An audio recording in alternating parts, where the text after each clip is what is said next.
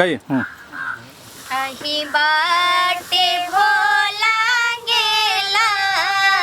दुभिया जनामी गेला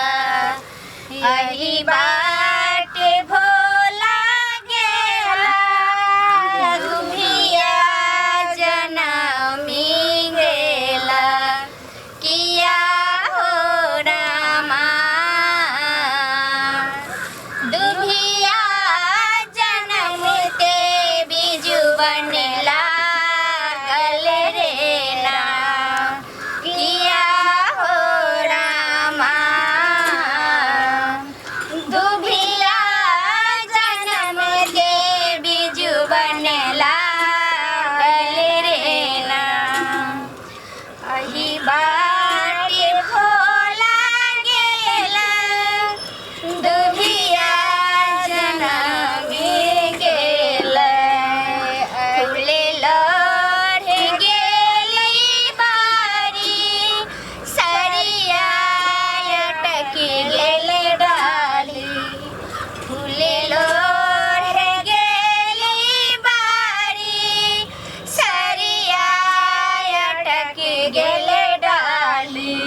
किया हो रामा सरिया उतारे क्यों नहीं जानतियो ना किया हो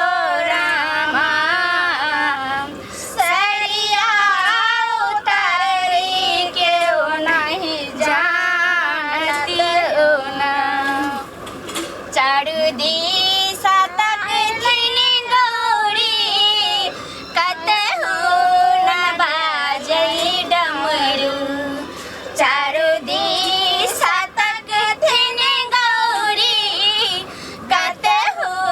न बाजई डमरू किया हो रामा डमरू बजैते सरिया छूटल रोना किया हो रामा डमरू बजैते सरिया छूटल रोना अही बाटे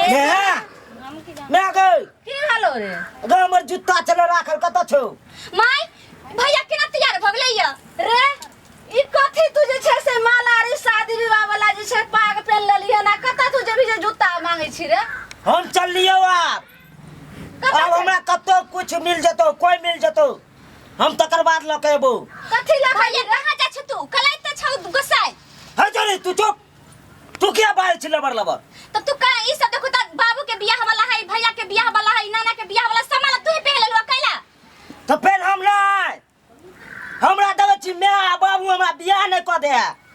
ई सब बुझाई कि एकरा नहीं क देबे एकरा आई जमीन में हिस्सा नहीं रह देबे तै द्वारा ई सब ने बियाह क दे रे चुना लाल तोहर हिस्सा छौ आ ई देखि त नानी दलगोरा तोरा बाबू के शादी में आय आ तई पाग पहन लेलिए ना लोग की कहतौ रे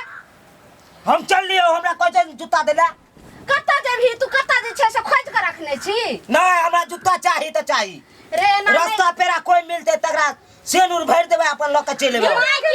माय ये बिना मतलब के मार करबो तो मार करबे त कि खूनमा खून भ जते रे क्या वजह से नु डाल देबो त छोड़ देता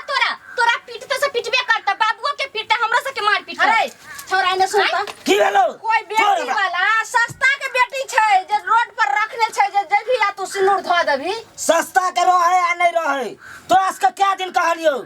हैं सब दिन कहत लियो ना से हमरा बियाह क दे क्या क दे छी तू अखन तोरा त कहलियो जे देखी बहिन छौ कुमार पहले एकरा शादी हुआ दे तब तोरा जे से कह देबो आ ऊपरबा जखन तक ना हमरा हुरिया ठे रहे या हुरिया ठेत रहे या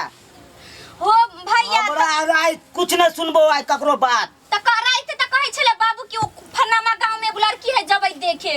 त तोरा लाख लड़की मिल दे तब ना मिलै छै त तू चुप चला तोरे बियाह कर दे तो बाबू हमरा नहीं करते कोई हम चाहे छी अपने करो अरे चूना लाल सुन मौसी आई फोन कैल गो रहे आ कॉल करे कि जे आबै छै ने त 1 महीना के बाद लगन ठीक करबे त बियाह करा देबे अखन मले मास परलेन से तोरा नहीं बुझाबै छौ मले मास पड़े चाहे कुछ पड़े एते दिन हम लॉकडाउन में फंसल रहलू अब मले मास में फसल रहू हैं तो 1 महीना बीते टाइम लगते रे चूना लाल जे तू एना करे छी मौसी त आइए फोन कइलके हन कइलके हन के बुधनी मले मास के 1 महीना रहते तो हम 1 महीना हम इंतजार करू हैं गे मेरे मलेमास में के बेटी वाला एहन सस्ता छै कोई बियाह करे छ मलेमास में हैं आई कोई करे छ अपना हिंदू धर्म में कोई बियाह करके मलेमास में कोई करे या नहीं करे ई चूना लाल करबे करते बियाह